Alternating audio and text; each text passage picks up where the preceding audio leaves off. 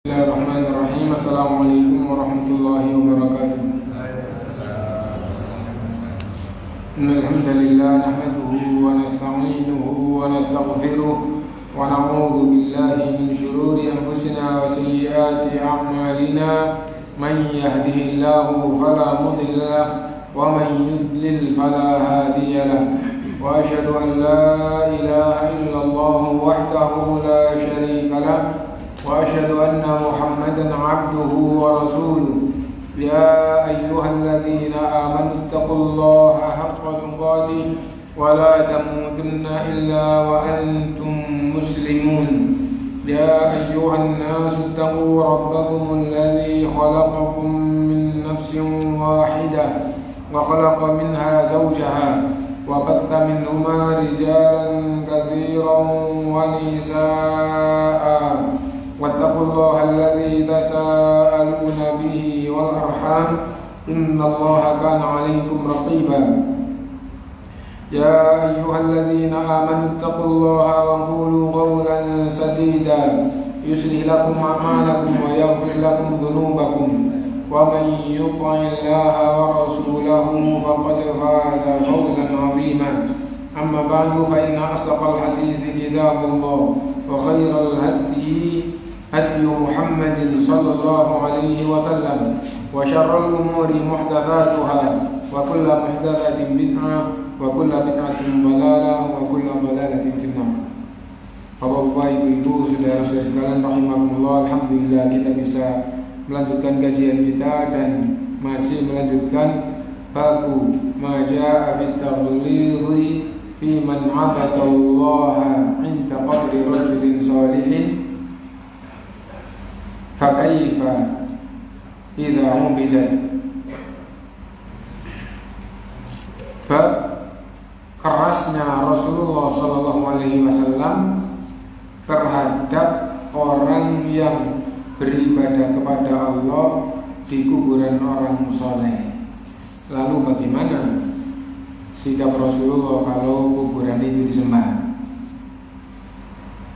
Saya ulang lagi, bab kerasnya Rasulullah SAW terhadap orang yang ibadah kepada Allah di kuburan orang saleh. Lalu bagaimana sikap Rasulullah seandainya yang disembah itu adalah kuburan? Jadi keras terhadap orang yang beribadah kepada Allah tapi tempat ibadahnya di kuburan. Ibadahnya kepada Allah tapi namanya di kuburan. Itu kerasnya kayak itu. Seandainya ibadahnya orang itu enggak kepada Allah tapi ke kuburan, oh ya tambah lebih keras lagi namanya begitu. Dan kita sampai pada hadis yang kedua. Jadi ayat sudah, terus hadis juga sudah kita baca. Sekarang berikutnya wali Muslim, dan diriwayatkan oleh Imam Muslim di dalam sahihnya an Jundub bin Abdillah, dari Jundub ibnu Abdillah radhiyallahu an qala, sahabat ini yaitu Jundub bin Abdillah berkata, sami'tun nabiyya sallallahu alaihi wasallam qabla ayyamuta bi khamsin. Aku mendengar Rasulullah sallallahu alaihi wasallam bersabda waktu itu sebelum meninggal 5 hari sebelum meninggal. Wa huwa yaqulu, Rasulullah SAW bersabda, inni abra'u ilallahi ayyakuna li minkum khalil. Aku berlepas diri di hadapan Allah jika dikatakan salah satu di antara kalian aku jadikan sebagai khalilnya. Aku berlepas diri kepada Allah jika ada yang mengatakan salah satu di antara kalian ada yang aku jadikan sebagai kekasihku, sebagai khalilku. Apa maksudnya? Rasulullah SAW tidak menjadikan seorang pun dari kalangan sahabat, tidak ada seorang pun bahkan dari keluarganya yang dijadikan oleh Rasulullah SAW sebagai Khalil. Khalil itu aslinya artinya apa? Gitu. Arti aslinya adalah kecintaan yang paling puncak atau kekasih yang paling puncak. Tidak ada seorang pun dari manusia gampangnya begitu yang aku jadikan sebagai Khalilku. Nah, kecintaan yang paling puncak, kesenangan yang paling puncak itu disebut dengan Khalil. Imam Ibnul Qayyim rahimahullah dan beberapa ulama menyebutkan tingkatan-tingkatan senang. Dan puncaknya itu adalah Khalil. Ada yang menyebutkan 5 tingkat. Jadi senang itu ada 5 tingkat. Yang paling puncak itu namanya adalah Khalil. Itu asli dari bahasa. Adapun di zaman sekarang itu bahasa sudah banyak yang melemah. Bahkan bahasa Arab sendiri itu sudah melemah. Puncaknya bahasa Arab itu adalah di zaman jahiliyah. Lalu Islam diturunkan di zaman itu. Nah, dan ternyata Al-Quran yang Allah turunkan bahasa Arab dan jauh lebih tinggi lagi daripada bahasanya orang Arab yang sudah sempurna tadi itu. Sempurna dalam tingkatan manusia. Nah, karena itu akhirnya semuanya betul-betul mengakui bahwa Al-Quran ini bukan bahasanya orang. Orang tidak bisa berbahasa setinggi ini. Adapun bahasanya sendiri adalah bahasa Arab. Al-Quran sendiri adalah bahasa Arab. Orang Arab baca faham, dibacakan kepada orang Arab faham, tapi orang disuruh merangkai bahasa dengan setinggi, sekuat ini, baik susunannya maupun pengaruhnya, tidak ada yang bisa. Nah itu. Nah kalau kita di dalam bahasa Indonesia kita juga dulu mengenal waktu kita masih SMP itu ada pujangga-pujangga Indonesia, misalnya Khairil Anwar. Nah punya beberapa puisi yang isinya sangat dalam tingkatan bahasa Indonesia. Tapi ya tingkatannya tingkatan kayak gitu. Adapun orang Arab jahiliyah, gitu, 40 tahun terjadi perang nggak berhenti gara-gara masing-masing punya ahli syair yang mengompori dengan syairnya. Ya, itu ada itu. Lagi ada yang namanya khutai'ah. Itu yang ahli bahasa tapi orangnya jelek, sering sampai ketua kabilah kalau dihijak dengan bahasa dihijak itu direndahkan, dicela dengan syairnya itu, sampai nangis tidak bisa berhenti melantunkan lagi. Nah, dan saking kuatnya bahasa dan pemimpin kabilah tidak bisa mengutus utusannya cambuk dia atau apa, tidak bisa. Nah, jadi mereka gitu. Nah, terhadap hewan sampai bisa berbahasa hewan itu sampai katut, sampai kayak gitu. Unta tergiring dengan bahasanya sampai kayak gitu. Nah, adapun bahasa Al-Quran lebih daripada itu. Rasulullah SAW tatkala menerima Quran di musim dingin, dan bapak-bapak kalau tahu musim dingin itu luar biasa. Kalau sudah gitu, katanya di Madinah itu kalau lagi dingin itu pernah sampai 6 derajat. 6 derajat itu kayak apa ya gitu ya. Saya pernah mengalami dingin udah 12 derajat Desember. Wah itu sudah gitu, banyak yang gitu rasanya tidak kuat. Jubah itu tumpuk 3 dipakai semuanya, terus leher itu dikasih udeng-udeng sampai kayak gitu ya. Itu 12 derajat kalau 6 derajat. Nah di musim dingin kayak gitu, tatkala turun ayat itu keringat panas. Itu Rasulullah SAW. Nah dan Allah berfirman, Inna sanulqi 'alaika qawlan tsaqila. sungguh kami akan firmankan kepadamu ucapan yang sangat berat.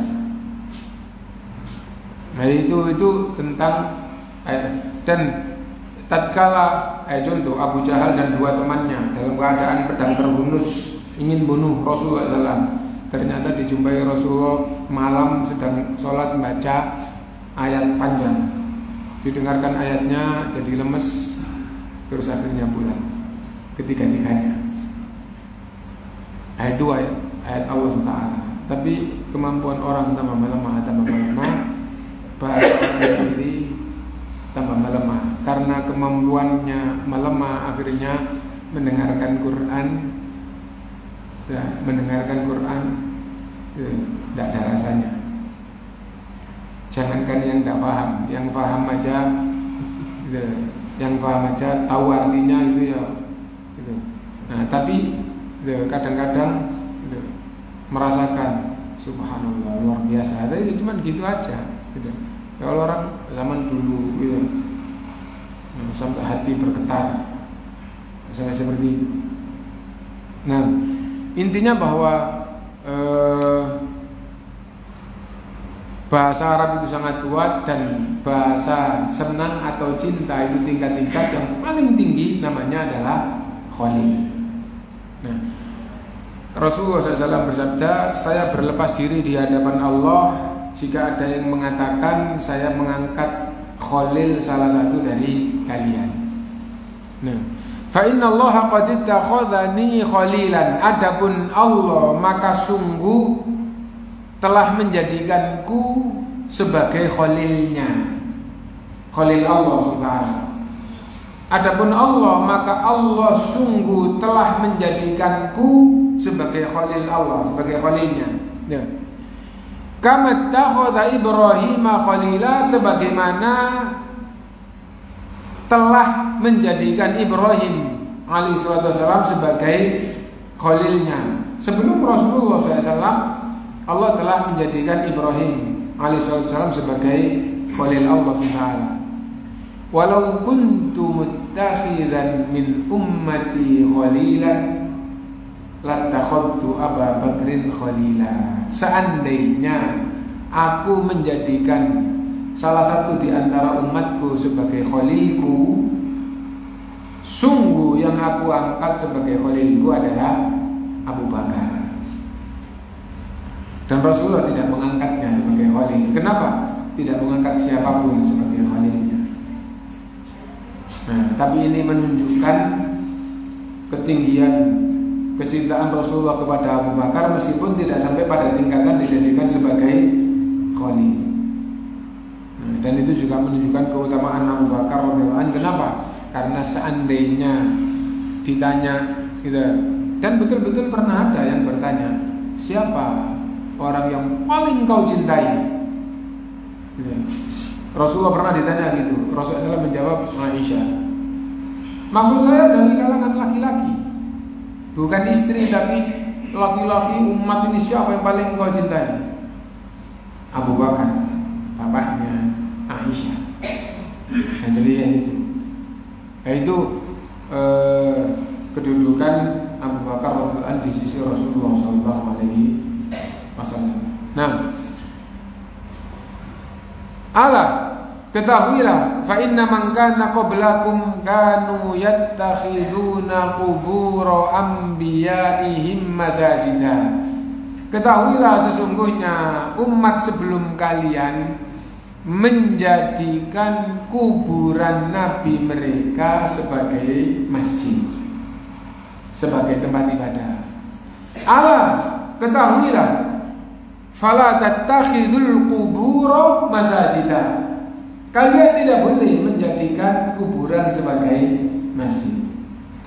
Fa inni anhaakum an dzalik. Sungguh saya telah melarang kalian dalam hal ini. Nah, ini hadis Rasulullah SAW. Adapun penjelasan tentang khalil tadi itu ya, gitu, bahwa Rasulullah SAW berlepas diri dari Allah. Apa maksudnya? Aku tidak mengakuinya di hadapan Allah kalau sampai ada yang mengaku dia dijadikan oleh Rasulullah sebagai khalilnya. Dan itu menunjukkan sifat tercela kalau tidak diakui di hadapan Allah SWT. Karena itu tidak boleh siapapun mengaku menjadi kekasih Rasulullah SAW. Kalau dalam bahasa Arab tidak boleh seorang pun mengaku menjadi khalil Rasulullah SAW. Itu. Lalu Rasulullah SAW memberitakan Allah telah menjadikan Ibrahim sebagai khalil, sebagai hamba yang paling dicintai oleh Allah. Adapun tentang itu maka Allah berfirman di dalam Al-Quran, wattakhadallahu Ibrahima khalila. Dan Allah SWT telah menjadikan Ibrahim alaihissalam sebagai khalilnya. Lalu di perjalanan dakwah Rasulullah SAW menyatakan, innallaha qad ittakhadhani khalila kama ittakhadha Ibrahim khalila. Sungguh Allah telah menjadikanku sebagai khalilnya sebagaimana sebelumnya telah menjadikan Ibrahim sebagai khalilnya. Berarti yang ada dalilnya dan di dalam Quran, di dalam Sunnah hanya dua ini, yaitu Ibrahim dan Rasulullah alaihi wassalatu wassalam. Hanya dua ini yang Allah jadikan sebagai khalilnya. Dan dengan ini maka kita akhirnya mendapatkan kesimpulan tingkatan manusia. Allah berfirman dalam Al-Quran, Allah yang menciptakan manusia, lalu manusia itu ada yang kafir, ada yang beriman. Huwallazi khalaqakum faminkum kafiru wa minkum mu'min. Allah yang menciptakan kalian, ternyata di antara kalian ada yang kafir, ada yang mukmin. Ini pembagian orang. Lalu di antara orang yang beriman itu ada yang Allah angkat sebagai nabi. Semua yang Allah beri wahyu namanya nabi. Dan kata nabi sendiri itu dari kata naba'a. Ya. Apa? Itu. Kata dasarnya adalah berita. Nabi yang diberi berita oleh Allah. Apa maksudnya? Allah berfirman begini ditujukan kepada Nabi. Nah, siapapun yang Allah beri firman, siapapun yang Allah berfirman dan ditujukan kepadanya, gitu, maka ditujukan kepadanya langsung dari Allah, baik langsung maupun melalui perantara, tapi manusia pertama dialah yang dari Allah. Nah, maka itu adalah Nabi. Lalu di antara Nabi Allah ada yang Allah angkat sebagai Rasul, lebih tinggi lagi daripada Nabi. Apa bedanya Nabi dengan Rasul? Ulama Ahlussunnah memberikan penjelasan yang paling kuat dan itulah yang benar tentang penjelasan perbedaan Nabi dan Rasul, bahwa Rasul itu mendapatkan wahyu yang isinya adalah syariat untuk umat. Sehingga Rasul ini diperintah menyampaikan pada umat. Karena yang menjelaskan perbedaan Nabi dan Rasul itu macam-macam. Ada yang menjelaskan gini, kalau Nabi itu tidak diperintah berdakwah, kalau Rasul itu diperintah dakwah, itu salah. Rasul, Nabi, manusia biasa, bukan Rasul, bukan Nabi, juga diperintah berdakwah. Nah, jadi itu amar ma'ruf nahi mungkar, mengajak berbuat baik, mencegah kemungkaran, itu adalah dakwah. Nah, itu. Nah, karena itu kesimpulannya bahwa perbedaan Nabi dan Rasul yang benar bahwa dua-duanya dapat wahyu. Kalau Rasul wahyunya berupa syariat untuk umat, karena itu harus disampaikan pada umat. Nah, kalau Nabi yang penting dapat wahyu maka dia Nabi. Kalau Nabi bukan Rasul berarti wahyu yang disampaikan kepadanya tidak syariat untuk umat. Tidak syariat untuk umat. Mungkin dapat perintah begini, mungkin Allah berbicara begini. Siapapun yang Allah berfirman kepadanya berarti dia itu adalah Nabi. Dan pernah saya sampaikan, tapi sebelum saya ulang, saya tanya dulu. Ada enggak nabi perempuan?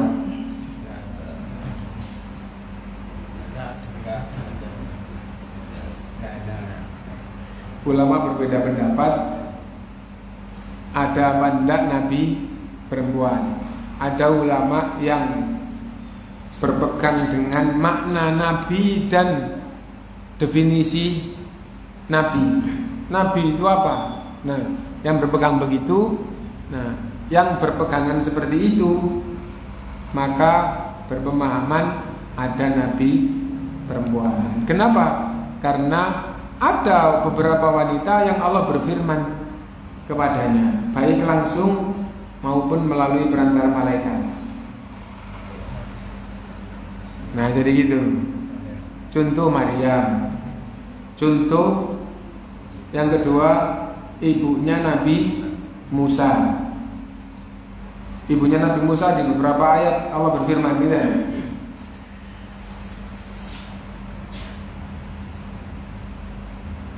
Wa auhayna, dan kami wahyukan ila ummi Musa an ardi'i, dan kami wahyukan kepada ibunya Nabi Musa, susuilah itu, ya, susuilah dia. Fa in khifti alaihi fa'alqihi fil yam, kalau kamu ketakutan, lempar aja ke laut, lemparkan ke laut. Baik. Fa'alqihi fil yammi wala takhafi wala tahzani, jangan takut, jangan sedih. Inni raduhu ilaiki, sungguh aku akan kembalikan Musa itu kepadamu. Nah, ini firman Allah pada jelas, wa auhayna ila ummi Musa, kami beri wahyu kepada ibunya Nabi Musa, susui dia. Kenapa kok ketakutan ibunya menyusui? Karena aturan Fir'aun, siapa Bani Israel yang melahirkan anak laki-laki maka harus dibunuh, harus dibunuh. Nah, ibunya Nabi Musa melahirkan, lalu Allah SWT berfirman kepadanya, wa auhayna ila ummi Musa an ardi'i fa idza khifti 'alaiki fa'alqihi fil yammi wa la takhafi wa la tahzani. Kalau kamu ketakutan, lemparkan ke laut. Ya, dan jangan takut, jangan sedih. Sungguh inni raduhu ilaiki, sungguh aku akan kembalikan dia Musa kepadamu. Dilempar ke laut. Dilempar maksudnya bukan kita kayak melempar batu ya. Melempar bayi ditaruh di. Nah, dan di samping itu juga gitu, penjelasan bahwa dalam bahasa Arab, dalam bahasa Quran, sungai itu disebut laut. Sungai itu disebut laut. Bahkan jelas-jelas ulama ahli sunnah menjelaskan, bahkan firman Allah yang mengatakan sungai, laut itu ada yang tawar, ada yang asin. Ulama ahli sunnah menjelaskan laut tawar maksudnya adalah sungai. Tidak ada laut yang itu lautan tawar, itu tidak ada. Nah itu. Nah karena itu, dan kalau ada yang memberitakan, oh di sana ada lautan, itu kebohongan. Itu ya, tidak ada laut tawar. Adapun air hujan belum campur. Oh ini hujan terus kok warnanya beda, di kumur, oh gak pati asin, hampir gak asin, cuman kecipratan dikit, yang lain wasin.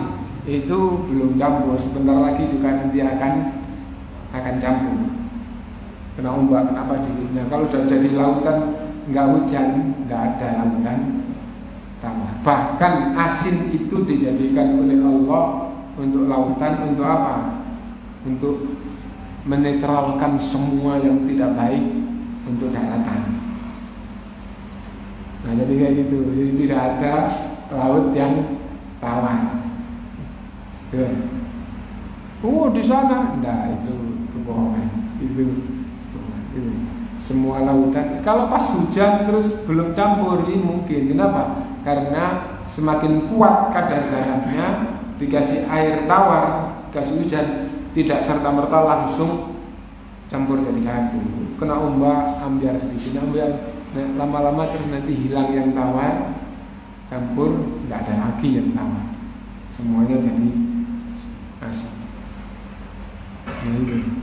Habis itu ada salah satu jamaah, loh diketahui di negara tertentu dan terus ada dindingnya pembatas antara laut tawar dan laut asin, dan itu difirmankan oleh Allah dalam Al-Quran.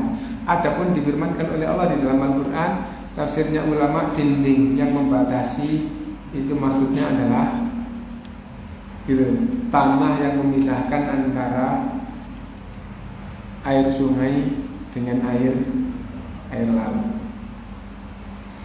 Nah, jadi ya, ketika sudah di muara, nah itu juga kayak tadi itu, tidak langsung campur tapi pelan-pelan. Nah gitu. Nanti kalau sudah ombak-ombak lagi, mana lautannya yang tawar, sudah tidak ada. Apalagi kalau pasang ke sungai itu jadinya asin. Sungai Solo kalau sampai di Dukun sampai Lamongan, sebelum sampai Babat yang gitu ada kayak dam kayak gitu ya, itu kalau lagi pasang itu nanti asin. Nah, kita kembali ya.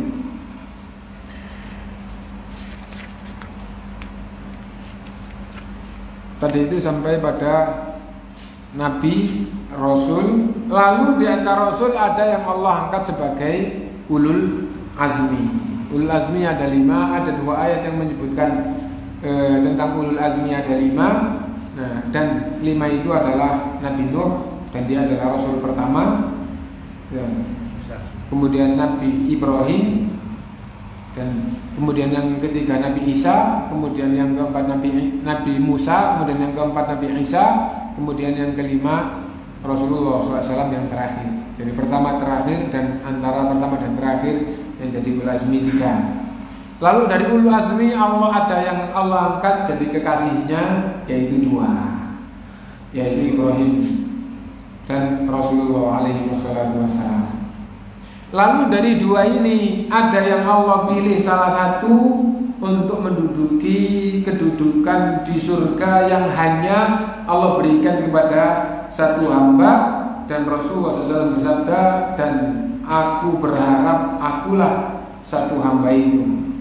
Dan beberapa ulama diantaranya Syekh Utsaimin menjelaskan, dan ungkapan Rasulullah aku berharap akulah satu hamba itu adalah tawadhu'nya Rasulullah SAW. Kenapa? Karena apabila ada dalil-dalil yang tidak satu bab, tapi di beberapa bab bahwa Rasulullah adalah yang nomor 1 dari semua Bani Adam, lah kalau ada satu kedudukan yang hanya Allah berikan pada satu hamba, berarti ya yang paling tinggi. Kenapa kok tidak langsung dan pemahamannya dan difahami yang paling tinggi adalah saya, harusnya gitu, atau yang semakna. Tapi adab Rasulullah dan tawadhu Rasulullah. Adab gimana? Karena Allah tidak menyebut langsung. Karena itu meskipun di beberapa bab Rasulullah SAW adalah orang nomor 1 dari semua manusia, maka Rasulullah tidak mengatakan satu kedudukan itu adalah kedudukan saya. Tidak seperti itu. Lah, adapun dalil yang menunjukkan Rasulullah SAW nomor 1 itu apa? Banyak. Misal, gitu. Ana sayyidu waladi Adam yaumal qiyamati wala fakhr. Sayalah sayyid semua anak Adam, semua anak manusia pada hari kiamat. Dan ini aku sampaikan tidak karena kesombongan. Nah, tapi semata-mata menyampaikan sebagai utusan Allah SWT bahwa Rasulullah adalah sayyidu waladi Adam.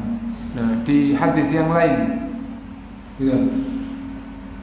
Dan di hari kiamat aku punya liwaul hamdi. Liwa dalam bahasa kita sekarang artinya adalah bendera. liwaul hamdi, liwa alhamdu, bendera alhamdu. Nah, ya. Alhamdu artinya segala puji hanya untuk ini bendera alhamdu, liwa alhamdu. Dan semua Adam dan yang lain semuanya itu ikut di bawah benderaku. Nah itu. Nah berarti semuanya termasuk bapak semua manusia itu semuanya ikut di bawah bendera Rasulullah SAW. Yang ketiga, tatkala semua itu Rasul-Rasul dihadirkan lalu sholat Rasulullah yang jadi imam. Nah, berarti Rasulullah yang nomor satu. Kalau ada satu kedudukan yang hanya Allah berikan pada satu hamba, maka itu adalah Rasulullah Sallallahu Alaihi Wasallam. Jadi orang kafir, orang yang beriman, yang beriman ada yang jadi nabi, yang nabi ada yang jadi rasul, yang rasul ada yang ulul azmi, yang ulul azmi ada yang jadi khalil, kekasih dua, dan dari yang dua ini dipilih satu, diberi satu kedudukan yang tidak Allah berikan kepada yang lain. Nah,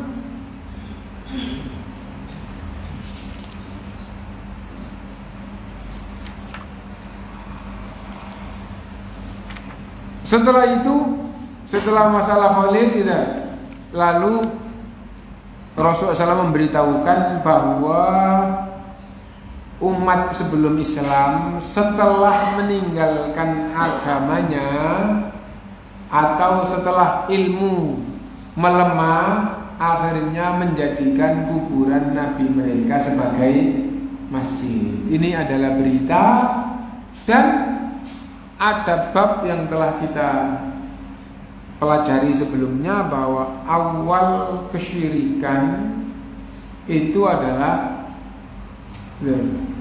bermula dari mengagungkan orang soleh, lalu mengagungkan kuburan orang soleh, lalu akhirnya beribadah di dekat kuburannya, lalu akhirnya lama-lama kuburan itu disembah.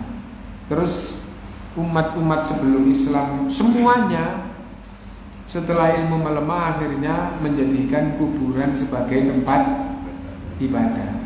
Ini berita dari Rasulullah SAW bahwa kesyirikan kayak begini, dan umat sebelum Islam akhirnya menempuh jejak itu semuanya.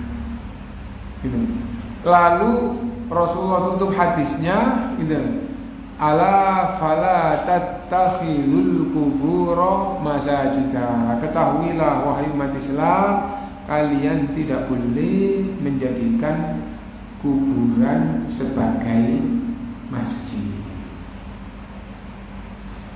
Nah itu ditegaskan lagi, fa inni anhaakum an dzalik, sungguh aku melarang kalian hal itu.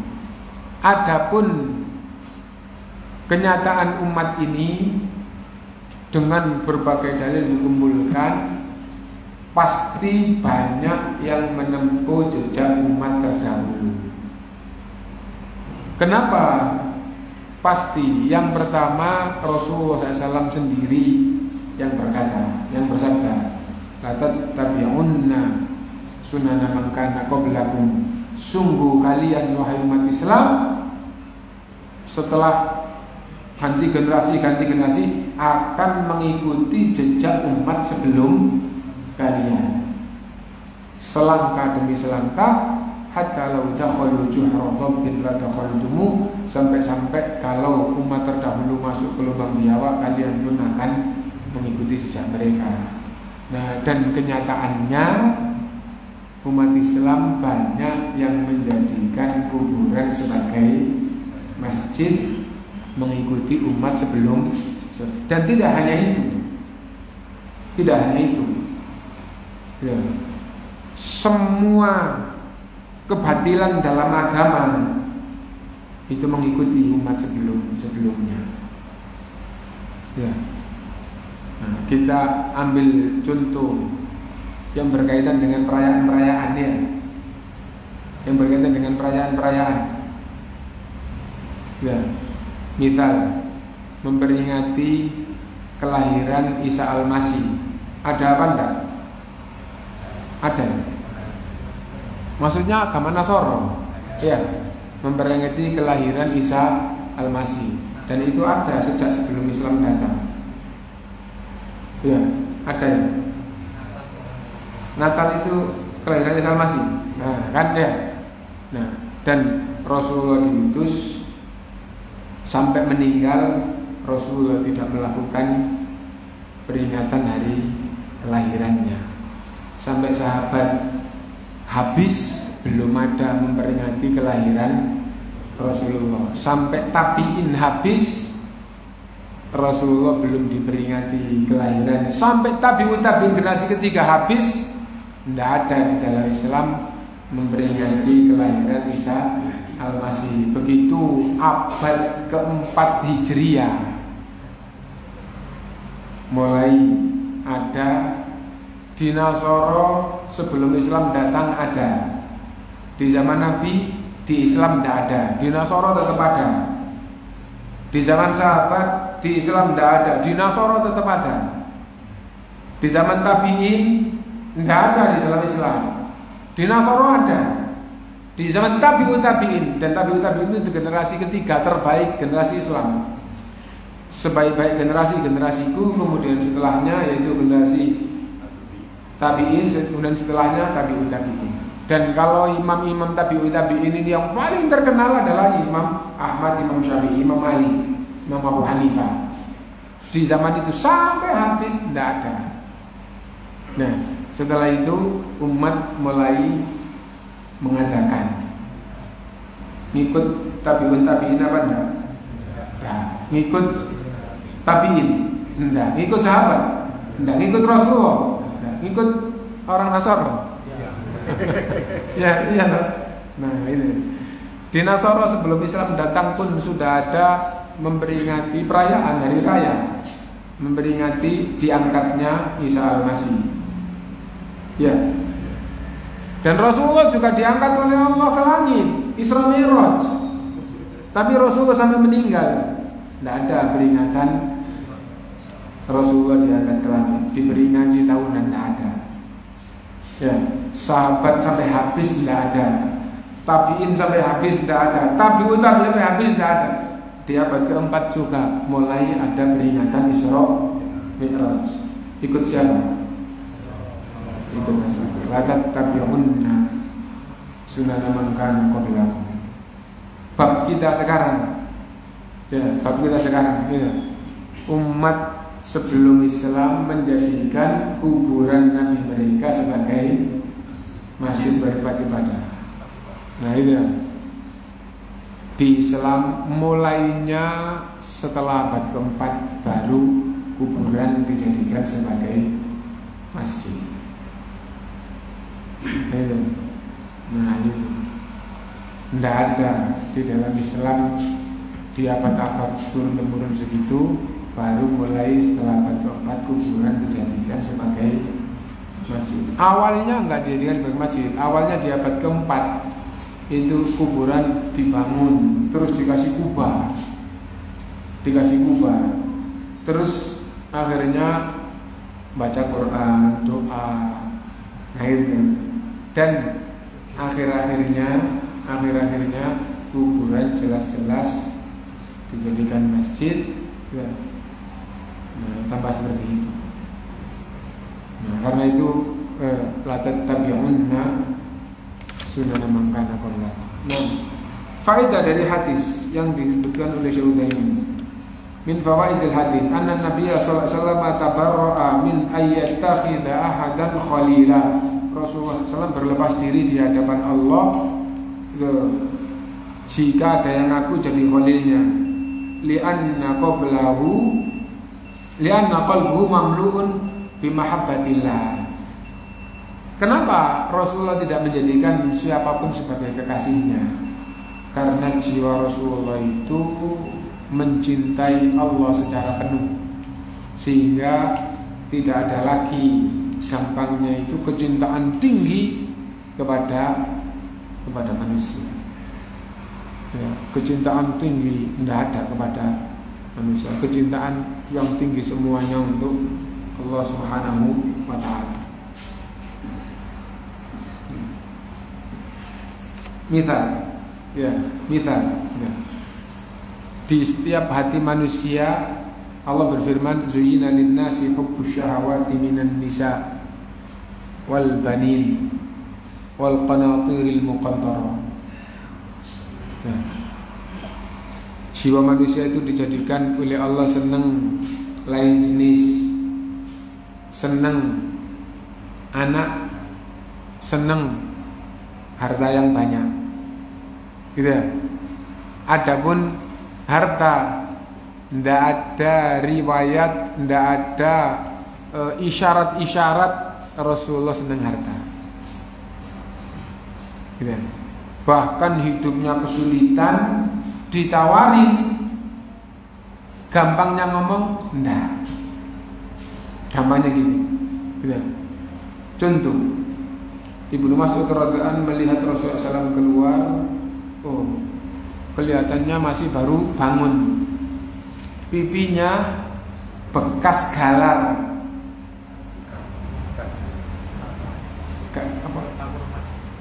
galar jadi yang paling enak ngartikan itu galar gitu aja. Jadi bekas, jadi kalau bayang amben di desa itu sebelum dikasih tikar, kalau nggak ada kasurnya itu galar dulu. Nah, bekas galar kayu di, kalau di kampung pring dipakai ya.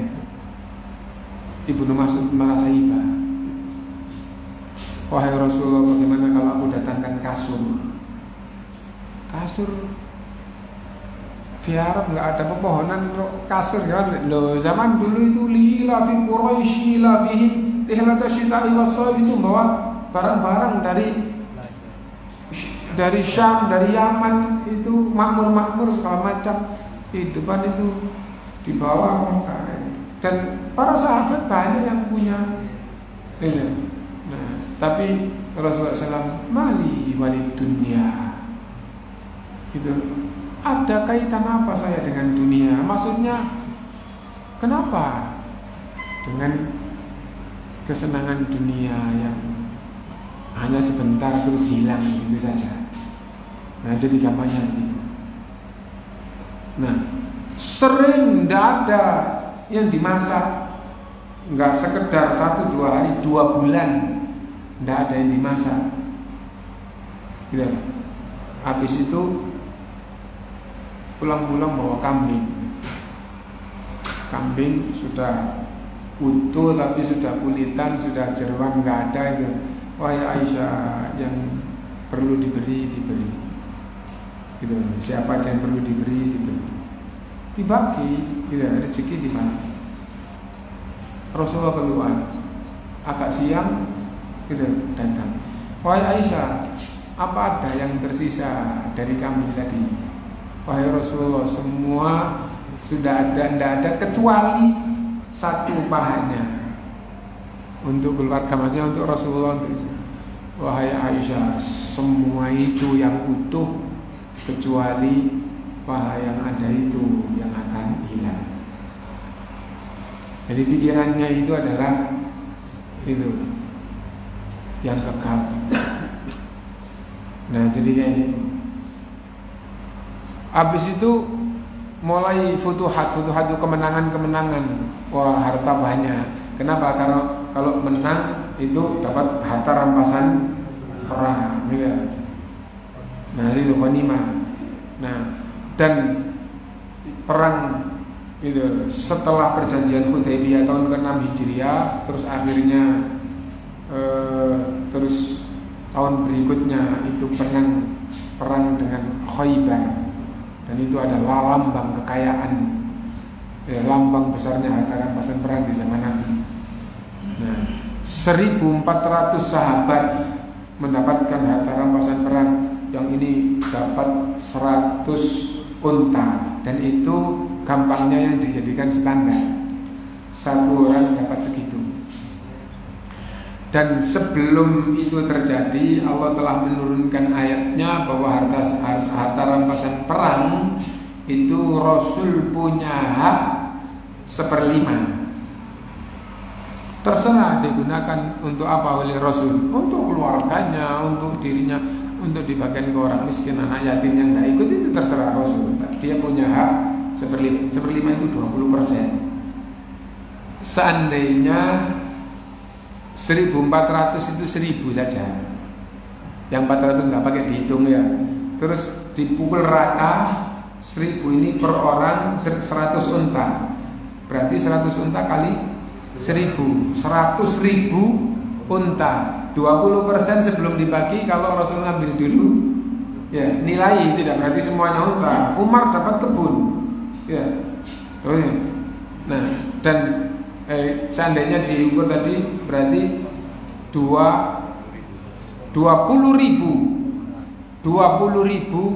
unta. 20.000 itu kira-kira berapa? 50 sapi itu rasanya kandang itu, ya Allah sih banyaknya. Ini bukan 50, bukan 500 gitu, bukan 1.000, bukan 2.000, 20.000. Wah, kira-kira kayak apa? Tapi Rasulullah pulang. Istrinya para sahabat kan dapat berbagai macam ya. Istri Rasulullah SAW akhirnya gampangannya berharap gitu. Nah, diturunkan oleh Allah ayat, ya ayyuhan nabiyyu qul li azwajika in kuntunna turidnal hayatad dunya wa zinataha fata'alaina umatti'kunna wa usarrihkunna sarahan jamila. Bahasanya enak. Wahai Nabi, katakan kepada istri-istrimu, kemarilah. Kalian diberi pilihan. Kalau yang kalian inginkan harta dan kesenangan dunia, kemari akan kami berikan. Setelah kami berikan, kalian kami cerai dengan cerai yang baik. Tidak tercela. Kalian tetap jadi sahabat, nanti cari surga sebagaimana para sahabat, silahkan. Kan gampang. Maksudnya sahabat kan gitu ya, harta nanti melimpah, tapi nggak jadi istri Rasul. Nah itu, kalian kepingin, oh luar biasa kalau gitu. Wa in kuntunna turidnallaha wa rasulahu wa daral akhirah fa innallaha a'adda lil muhsinati minkunna ajran 'azima. Tapi kalau yang kalian inginkan itu Allah, Rasulnya, akhirat, maka Allah telah menyiapkan pahala yang sangat agung. Nah itu. Dan setelah itu seperti apa kehidupannya? Sering, bukan setelah itu ya, dari sebelumnya itu keadaan Rasulullah dan keluarganya sering 2 bulan tidak ada yang dimasak. Bukan pernah 2 bulan, sering 2 bulan. Lah kalau ya katakanlah sering itu banyak itu minimal 3 kali. Katakanlah 3 kali 2 bulan. Menurut pemahaman kalau sebulan lebih sering. Ya, kalau 3 bulan aja nggak sekali, maka yang sebulan pasti lebih sering. Oh, tapi kan baru sebulan. Beberapa waktu yang lalu sampai 2 bulan nggak masak. Ini baru sebulan sudah masak. Seminggu nggak masak. Wah, seminggu itu sebentar. Seminggu kemarin, besoknya seminggu nggak ada yang dimasak. Hari ke-8 dapat rezeki ya, itu gampangannya dapat dunia yang biasanya sebulan kok. Pernah sampai 2 bulan kan gitu. Nah itu lalu saya berkata, wahai Ummul Mukminin, lalu yang dimakan oleh Rasulullah dan keluarganya apa? Kurma kering dan air putih. Lah, kurma kering itu seperti apa? Aisyah radhiyallahu anha memberi penjelasan istrinya. Kurma kering, kalau lagi perlu makan, ambil kurma kering dan direndam supaya lunak, lalu dimakan. Kalau kita buka, kurmanya direndam dulu apa enggak? Enggak, oh itu berarti enak. Itu enak. Kurma yang waring yang itu. Sukari, wah itu luar biasa itu. Itu gampangannya kurma yang digemari selera raja. Selera raja. Jadi ya gitu. Nah itu Rasulullah SAW. Anak, gitu. Anaknya punya anak meninggal. Berarti cucunya Rasulullah. Anak putri Rasulullah akhirnya mengirimkan utusan kepada Rasulullah SAW sampaikan agar dia tahu bahwa cucunya meninggal. Dan anaknya berharap agar Rasul datang. Apa jawaban Rasulullah SAW? Kamu duluan dan sampaikan kepada putriku, inna lillahi ma'aqa wa lahu ma'akhadha wa kullu syai'in bi ajalin musamma fal yasbir wal yahtasib. Sampaikan, sungguh milik Allah apa yang Allah berikan, dan milik Allah apa yang Allah ambil, dan semua Allah telah menentukan ajalnya. Semua, segala hal Allah telah menentukan ajalnya, batas waktunya. Nah, anak dipanggil duluan, memang Allah tentukan umurnya segitu. Kamu marah ya kayak gitu, kamu ridho ya kayak gitu, kamu sedih ya kayak gitu. Karena itu falyasbir walyahtasib, harus sabar dan harus berharap pahala dari Allah SWT. Bukan sedih, bukan kayak kehilangan surga, bukan itu. Bahkan harus bersabar, rela dan berharap pahala dari Allah SWT. Nah itu keadaan Rasulullah SAW. Mengingatkan tadi itu ya, mengingatkan kepada kita bahwa Rasulullah SAW tidak mengangkat seorang pun sebagai kekasihnya, dan diakhiri bahwa umat terdahulu menjadikan kuburan sebagai masjid, dan umat Islam dilarang oleh Rasulullah menjadikan kuburan sebagai masjid. Itu dulu, dan kita akan lanjutkan yang akan datang insyaallah. Subhanakallahumma wa bihamdika, la ilaha illa anta, astaghfiruka wa atubu ilaik.